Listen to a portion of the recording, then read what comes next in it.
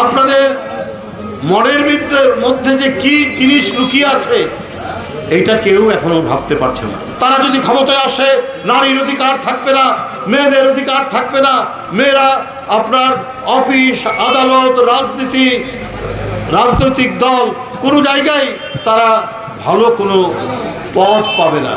এখন বলেন সেই আল জাজিরার সাক্ষাৎকারে যে না মেয়েরা আসতে পারবে, এমপি টেমপি হতে পারবে, কিন্তু সর্বোচ্চ পদে যেতে পারবে না, মানে জামাতের আমির হতে পারবে না, রাষ্ট্রের প্রধান হতে পারবে না।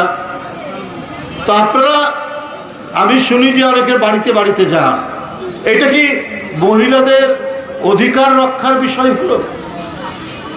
আর একজন মহিলা সে কেন দলের প্রধান হতে পারবে না? আপনারা যে দলটির সাথে ঐক্য করে মন্ত্রী হলেন, 2 জন মন্ত্রী হলেন, সেই দল বিএনপি, তার চেয়ারম্যান একজন চেয়ারপারসন ছিলেন একজন মহিলা, তার আন্ডারে আপনারা মন্ত্রিত্ব করেছেন।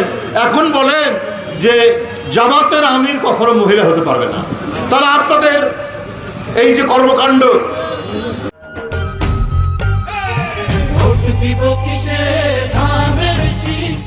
আপনাদের মনের মধ্যে যে কি জিনিস লুকিয়ে আছে এইটা কেউ এখনো ভাবতে পারছে না।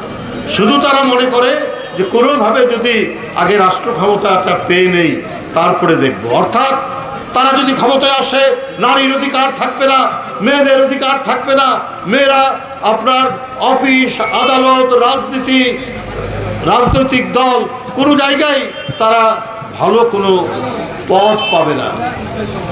এটাই তাদের কথার মধ্যে দিয়ে নতুন করে আবার প্রমাণিত হচ্ছে।